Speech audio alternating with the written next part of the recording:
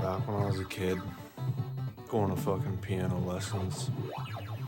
My piano teacher's husband had a fucking Nintendo.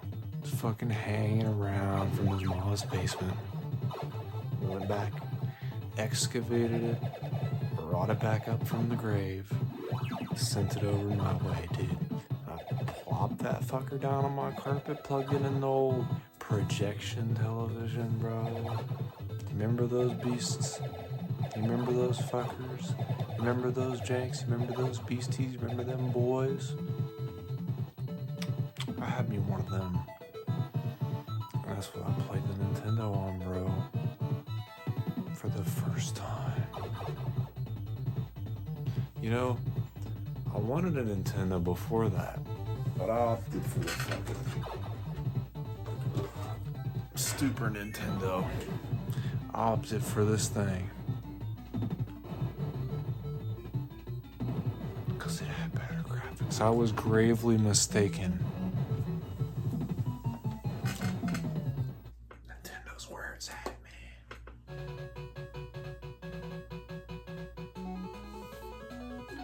Anyway, I remember the guy, he had Double Dragon 3, Rampage, Mario Duck Hunt, of course, because who doesn't have fucking Mario Duck Hunt?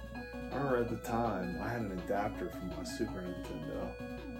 I could play Nintendo games. I had Kirby's Adventure, and of course had fucking Mario, dude. Really? You really think out of the two games I would have fucking Mario? I think one of the first ones I had was Back to the Future,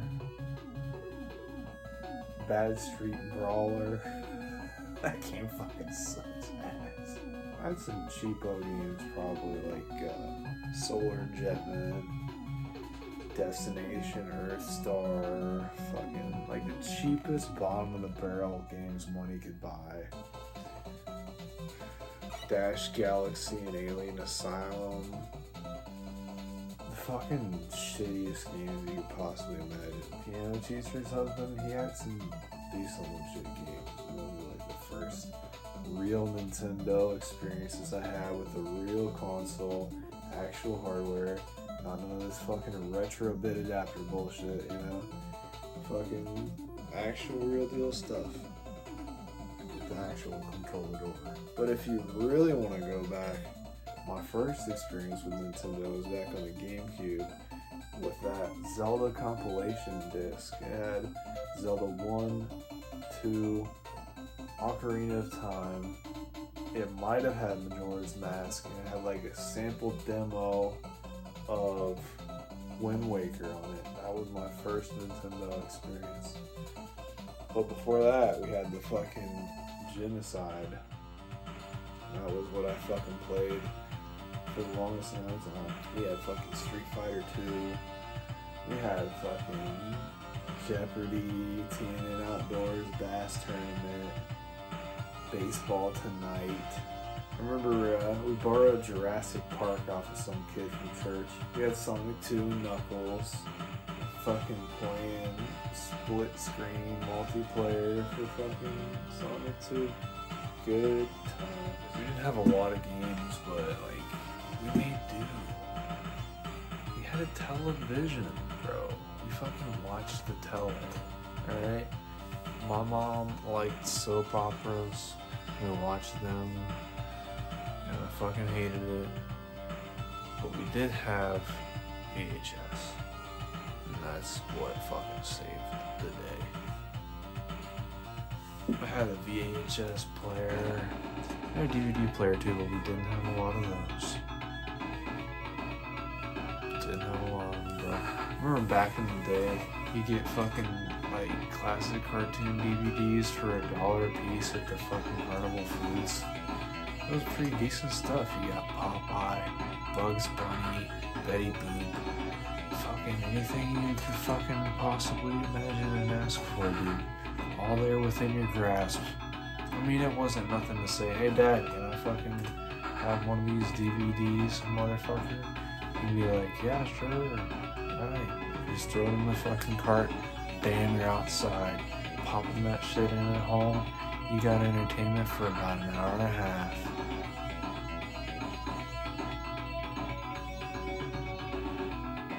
And you could fucking rewatch it, I guess. They always came in these little ass thin DVDs. Save on Plastic and Dinero. One of these. This was a fucking $1 back in the day. Imagine that shit. Of course it ain't in there, but you get the idea. And of course I got rid of all my SpongeBob tapes. Remember that day? Went to the fucking video store back when fucking like way back. It used to be like a video rental store.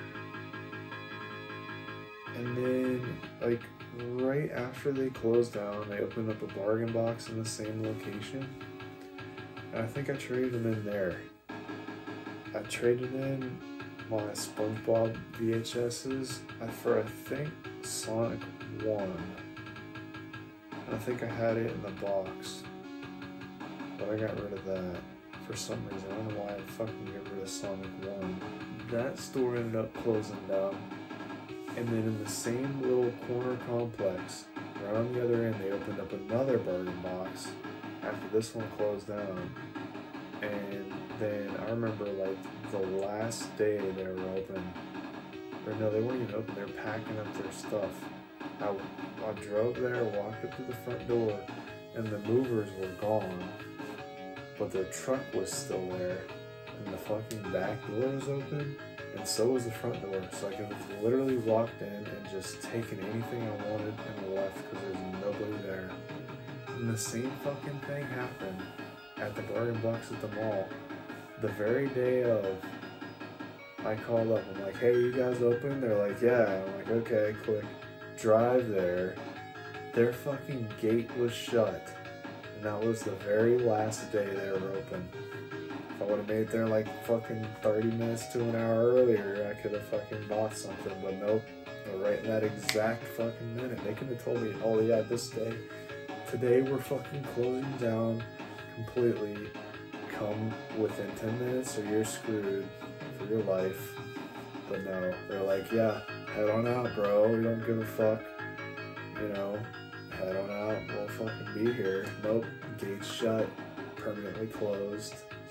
You can fuck right off. That place, like, I feel like they ripped me off a couple times. So that bargain box at the mall was where I bought my Super Nintendo. Not this one, but the first Super Nintendo I had. I ended up selling that. But anyway, yeah, that bargain box. Oh, so many memories.